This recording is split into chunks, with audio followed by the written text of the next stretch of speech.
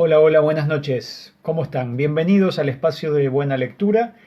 Estamos preparados ya para compartir esta noche la continuidad de la lectura que hemos empezado desde el lunes. Vamos 5 días compartiendo el libro La Utopía de Jesús de Juan Mateos. Textos, como les dije desde el primer momento, salteados. No estamos haciendo una lectura continua del libro como hemos sí hecho con otros. En este caso se van eligiendo algunos textos para compartir. Y bueno, hoy va a ser el último día, por lo menos de esta semana. Después más adelante, no este mismo libro, pero sí de este mismo autor, vamos a volver a tomar algunas cosas para leer porque tiene una riqueza realmente muy, muy linda, muy importante para compartir. Pero hoy yo quiero compartir con ustedes antes de la lectura un dato. Hay una de las amigas que continúa la buena lectura, Silvia Berruti, que ha hecho una tarea muy buena con respecto a las lecturas. Ya hace un tiempito atrás la compartimos, pero ahora me la pasó en cuadros. Se tomó el trabajo de escribir, de buscar lo que fuimos compartiendo. Y entonces tenemos la claridad, gracias a este trabajo de Silvia, de que estamos compartiendo con ustedes desde el 28 de marzo que comenzamos con la buena lectura, 28 libros hemos tocado. Por supuesto no completos, algunos sí, otros no, pero hemos leído de 28 distintos libros, distintos autores. Por ejemplo, el libro con el que comenzamos fue Jesús, aproximación histórica, de José Antonio Pagola. También después pasamos al libro, después de varios días, Relatos de la Mesa Compartida, de Dolores Alexandre, una teóloga española. También tomamos en diferentes momentos distintos de los relatos. Después compartimos otro de los libros sobre Don Orione, Encuentro con un cura extraño, ese sí lo leímos completo porque era breve, de Ignacio Silone. De John Sobrino y otros autores, libros sobre Romero de América, de Monseñor Romero. De Adela Cortina, el libro Aporofobia. Después el relato del negro Manuel, Soy de la Virgen no más. Del padre Gabriel Amort, del libro Memorias de un exorcista. De Andrés Yema, el libro Fuego al Mundo, también sobre Don Orione. Del mismo Don Orione, distintas cartas o escritos hechos por él. De Giorgio Papasoli, La vida de Don Orione. Del Papa Francisco, Gaudete et Exultate, que es una exhortación apostólica sobre la santidad en el tiempo moderno. De José Luis Carabias, el libro El Dios de Jesús. Ese leímos bastante también en continuidad. De Primo Corbelli leímos Comprendes lo que lees, y también de Primo Corbelli Dios, alguien que te quiere. Nuevamente de José Antonio Pagola, el otro libro, El camino abierto por Jesús. De Martín de Biase, Entre dos fuegos, que es del Padre Mujica, un relato que compartimos sobre el Padre Mujica. De Albert Nolan, el dominico, leímos Jesús hoy, una espiritualidad de libertad radical. De Andrea Tornielli, El nombre de Dios es misericordia, que es la entrevista al Papa Francisco, recordarán seguramente. De José María Castillo, La ética de Cristo. De Ansel Grum, El Padre Nuestro, hasta hace muy poquitos días atrás recién lo terminamos. Y ahora estamos con Juan Mateos, La Utopía de Jesús. Entre medio hubo 4 escritos de mi autoría, mechados en medio de las fechas también. Así que bueno, 19 libros son los que nos hemos animado a compartir, y los que seguimos compartiendo, por supuesto, diferentes días cada uno desde que empezó la cuarentena. Así que bueno, gracias Silvia. Y me hice una tarea también de cuántas misas llevamos transmitidas de los domingos, que eso, bueno, el domingo lo compartiré. Leo entonces de Juan Mateos, La Utopía de Jesús. Hay un capítulo donde, salteándonos el de la libertad que estábamos compartiendo ayer, mejor dicho, dentro del capítulo de la libertad hay un apartado donde nos presenta el autor el estudio que ha hecho en los evangelios sobre figuras de la libertad, como para enseñar sobre la libertad que Jesús vive, pero que nos propone vivir. En los evangelios van a tomar como figuras, distintas figuras, personajes que representan a otros y que hablan de la libertad. Así que hoy comparto algunos de estos textos. De Juan Mateos, La Utopía de Jesús, Liberación interior. La figura que ahí van a usar los textos evangélicos son el leproso. Como hemos dicho, la libertad de Jesús se ejerce en primer lugar en función de la liberación. Pero las esclavitudes más profundas del hombre se encuentran en su interior, y ahí es donde apunta en primer lugar la liberación que hace Jesús. Pongamos algunos ejemplos. En el relato del leproso, después de haberlo curado, Jesús lo regañó y lo sacó fuera enseguida diciéndole: mira, no digas nada a nadie. Ve en cambio que te examine el sacerdote y ofrece por tu purificación lo que mandó Moisés como prueba contra ellos. Él, cuando salió, se puso a proclamar y a divulgar el mensaje a más y mejor. ¿Qué motivo puede haber para que Jesús regañe al que antes era leproso? ¿Qué significa lo sacó fuera? Si no se dice que estuvieran adentro de ningún lugar. El lenguaje es figurado. Jesús lo saca fuera de la mentalidad y doctrina de la sinagoga o de la institución judía, según la cual la marginación que había sufrido era justa y querida por Dios. Lo que merecía el reproche de Jesús al leproso era que había creído la doctrina de que Dios lo rechazaba y que los hombres tenían derecho a hacerlo, el haber aceptado y justificado esa marginación.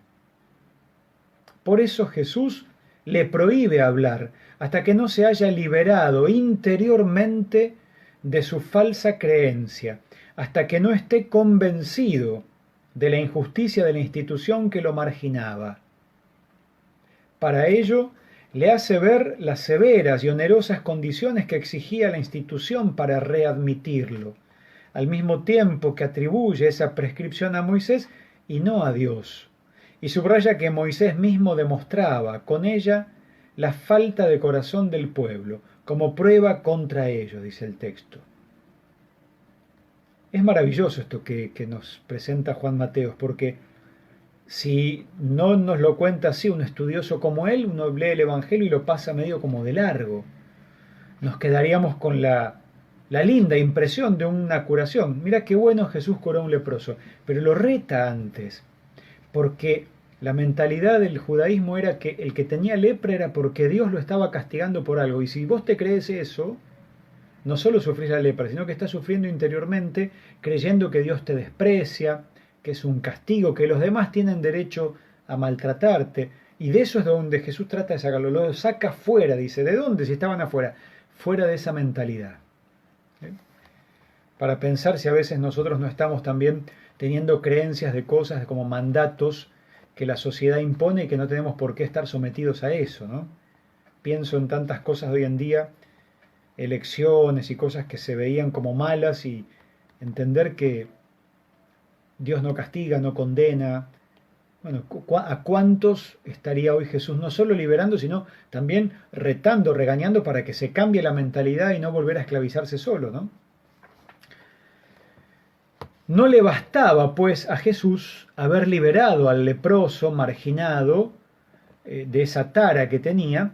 El hombre tenía que liberarse interiormente, y para ello comprender la injusticia de su situación anterior e identificar a su opresor, que era la institución religiosa.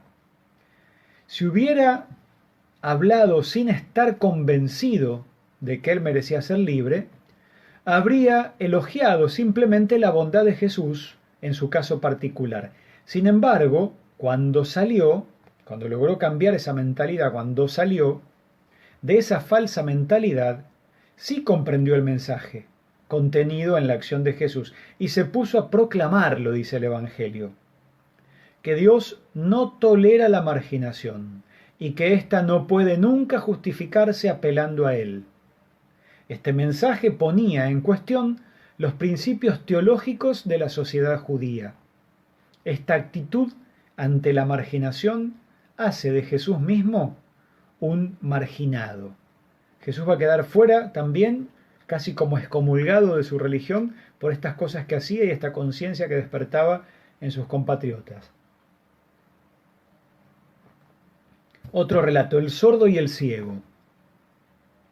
Otros ejemplos se dan en el Evangelio de Marcos, en los relatos del sordo, Marcos 7:32, ahí lo encuentran, y del ciego, Marcos 8:22. Personajes que son figura de los discípulos. El sordo es el que tiene un obstáculo que le impide oír. El ciego, el que tiene un obstáculo obviamente que le impide ver. El obstáculo es en ambos casos la ideología nacionalista, que impide el amor universal, el amor a todos. La liberación de esa esclavitud interior se expresa en cada caso aludiendo a un texto del Antiguo Testamento que habla de un éxodo, de una salida. Para el sordo, Isaías 35, que es el éxodo de Babilonia, y para el ciego, Jeremías 31, que es el éxodo de Egipto.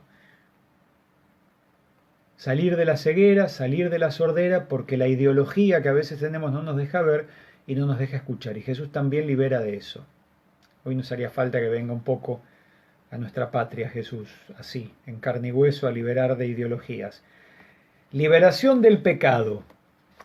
De una manera más general, podemos decir que Jesús libera del pecado, como lo expresa Juan 1:29. Él es el Cordero de Dios, en alusión a la Pascua y al Éxodo, que quita el pecado del mundo, es decir, de la humanidad. Hay que entender el contenido de esta frase para comprender la liberación que lleva a cabo Jesús.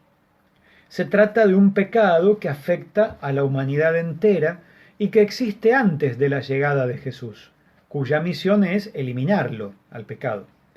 Para Juan, el pecado es una opción del hombre que frustra el proyecto divino en él o en otros. Si el proyecto de Dios es que el hombre tenga la plenitud de vida, el pecado abarca todo aquello que impide la vida, reprimiéndola o privando de ella. Es el pecado del opresor que somete, impidiendo la libertad y con ella el desarrollo del hombre. Pero es también el pecado del sometido, que acepta los valores propuestos por el opresor y renuncia él mismo a la libertad. Colocando el pecado en el sistema simbólico creado por Juan en su Evangelio para describir la sociedad enemiga de Dios, puede hacerse este esquema. Hay un grupo humano que tiene por principio inspirador el provecho personal, el beneficio personal, concentrado en la ambición de la riqueza y de la gloria humana. Ese principio se traduce en una ideología que justifica el dominio y la explotación de los demás. La mentira, y se objetiva en una estructura social, que es el orden de este mundo del que va a hablar Jesús, dirigida por un círculo de poder. Con la enseñanza persuade al pueblo a dar su adhesión a la ideología y a los valores del sistema injusto que lo priva de libertad, mientras con sus medios coercitivos lo mantiene en el temor. Es decir, Juan nos presenta cómo la sociedad de ese momento estaba oprimida por un poder religioso, político también, que estaban unidos y oprimían al pueblo para someterlo, para tenerlo con miedo y no se animara a liberarse, a ser libre, a tener su iniciativa propia. Y bueno, eso lo va a denunciar Jesús. La existencia del sistema injusto depende, por tanto, de la aceptación voluntaria por parte del pueblo de la ideología y del dominio de los dirigentes. Para que haya opresores, tiene que haber oprimidos. Y si los oprimidos se dejan oprimir, va a seguir habiendo opresores. Eso está en el trasfondo del Evangelio de Juan. Fíjense qué social la cosa, qué profundo. Hacer propia la ideología que proponen es reducirse a la esclavitud, privarse de la posibilidad de vida. Y ese es el pecado del mundo del que habla el Evangelio de Juan. Modo de la liberación. Jesús ofrece a la humanidad la posibilidad de salir del estado de esclavitud y opresión. El modo como lo hace lo expresa el Evangelio de Juan con la frase paralela a la anterior: este es el que bautiza con Espíritu Santo. La comunicación del Espíritu da la experiencia del amor del Padre, cambiando así la imagen de Dios. Fíjense, si creemos que Dios castiga, entonces vamos a aceptar que hay una institución que nos oprime porque, bueno, Dios la manda a que nos castigue. Ahora, si yo conozco a Dios como un Padre que no castiga, que es lo que enseña Jesús, si recibo el Espíritu Santo que Dios me da, ya entiendo que Dios no castiga, entonces no tengo por qué aguantarme ninguna institución oprimiendo y castigando. De eso trata. Esto es lo que nos está enseñando Juan Mateos. La comunicación del Espíritu da la experiencia del amor del Padre, cambiando la imagen de Dios. El que era visto como soberano se experimenta ahora como Padre. El que era concebido como objeto de temor se manifiesta como amor incondicional, y el hombre aprende que puede poner en él su total confianza. La idea de un Dios juez y vengador hace del hombre un esclavo. La intimidad y confianza con Dios, que ya no aparece como soberano ni como juez, sino como Padre, libera al hombre de todo miedo y de toda sumisión, haciéndolo libre y señor de sí mismo. Cambia al mismo tiempo su relación consigo mismo, con la humanidad y con el mundo, pues lo ve todo como objeto del amor del Padre. El tema de la libertad se trata también en Juan 8:32, donde Jesús dice a los judíos que la verdad los hará libres, y saca de la condición de esclavo en la que se encuentra quien practica el pecado. La verdad, en cuanto conocimiento, no es una doctrina, ni una serie de ideas o de enunciados, sino que nace de la experiencia del amor de Dios, mediante el Espíritu que Jesús comunica al hombre. La verdad es que Dios es nuestro Padre y vos y yo somos sus hijos. Experimentar esto es verdad, esta es la verdad de la que habla Jesús. La experiencia de vida y libertad que produce el Espíritu relativiza los demás vínculos y libera de los demás vínculos. Para obtenerla no basta, sin embargo, la adhesión intelectual al mensaje de Jesús. Se requiere la opción por el bien de todos los seres humanos, rompiendo con un sistema de injusticia y practicando el amor conforme al mensaje. Solo entonces se poseerá el hombre al espíritu de la verdad que los hace libres. O sea, no es que me adhiero a Jesús, ay, qué lindas tus ideas, sino tus ideas las pongo en práctica. Yo también amo a todo ser humano, yo también voy en contra de la injusticia, no me engancho con las ideas que oprimen. La libertad que da el Espíritu permite expresar sin restricción alguna el amor generoso y fiel, que constituye el dinamismo del Espíritu mismo, amor que lleva al don de sí mismo y que se expresa en él. Hay una transformación del estilo de vida por aceptar que Dios es mi Padre, por aceptar el Espíritu que Él me da y transformar mi práctica de vida. Un poquito más. El miedo, obstáculo a la libertad. La libertad suprema se adquiere cuando el hombre pierde el miedo a la muerte. Atención, en tiempos de pandemia, escuchen, la libertad suprema se adquiere cuando el hombre pierde el miedo a la muerte. Mientras exista ese miedo, tendrá que ceder ante todo poder que lo amenace. Por eso Jesús que no consideren la vida física como el valor supremo. Pero no lo hace exhortando a un fanatismo autodestructor, sino inculcando la certeza de que la vida del hombre no termina con la muerte. De hecho, la vida divina que es el Espíritu no puede ser destruida. Para que para el que la lleva en sí esa vida divina, la muerte no es un fin, sino un paso. De ahí viene la palabra Pascua, un paso. Como lo dice Jesús en el Evangelio de Juan, quien cumple mi mensaje no sabrá lo que es morir. Bueno, salté un poquito más porque quiero leer la última parte, ya estamos casi terminando. Libertad del cristiano. Para un cristiano, el ejercicio de la libertad de opción ha tenido su expresión máxima en el propósito de seguir a Jesús. Vos y yo optamos por ser libres cuando decidimos seguir a Jesús. Esta opción ha orientado su vida y le ha marcado el camino. No puedo hacer cualquier cosa ni ir por cualquier lado si digo que sigo a Jesús. La opción está tomada y no hay que repetirla, basta con renovarla. La opción inicial abre la posibilidad de la libertad de acción y autoexpresión. Así, el cristiano, arraigado en la experiencia de su encuentro con Jesús, es el hombre que se identifica con Él, que asume como propia su escala de valores y que en su vida los expresa sin temor a las consecuencias.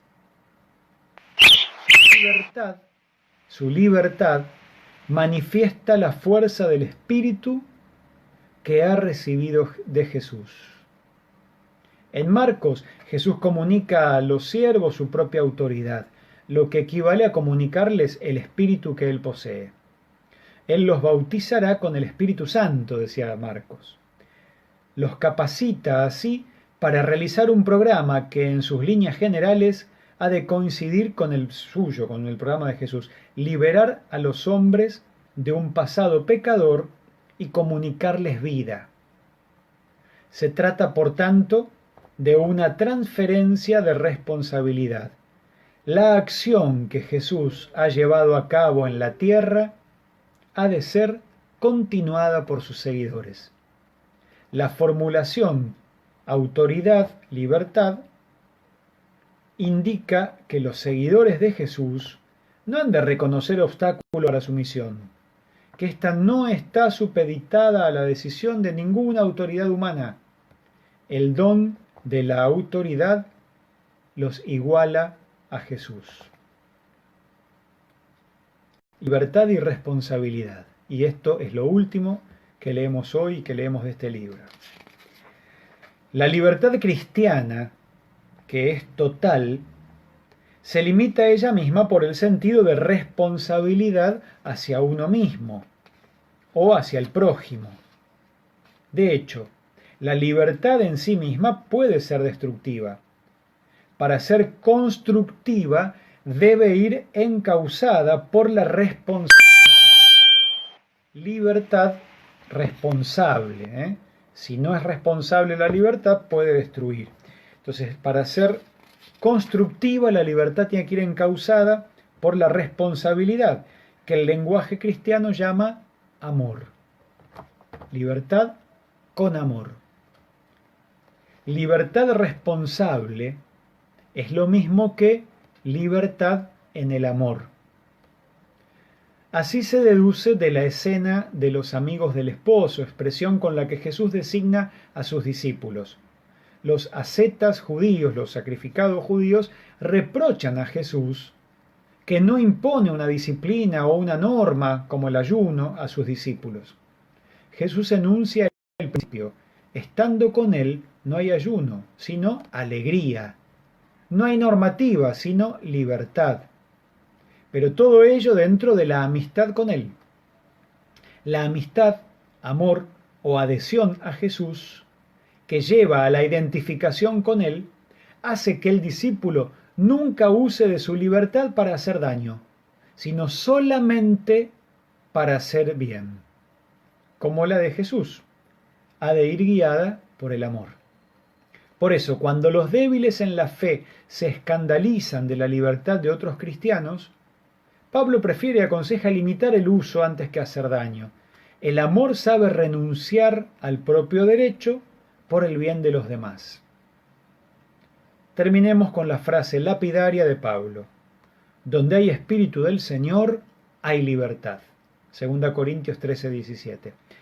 que puede enunciarse también a la inversa. Donde no hay libertad, no está el Espíritu del Señor. Bueno, hasta aquí lo que hemos leído de Juan Mateos, la utopía de Jesús.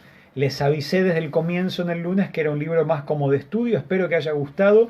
Si algo fue medio complejo, vuelvan a escucharlo. Hoy leí un poquito más, son casi 20 y pico de minutos, pero normalmente estamos entre 15 y 20, así que tampoco es tanto.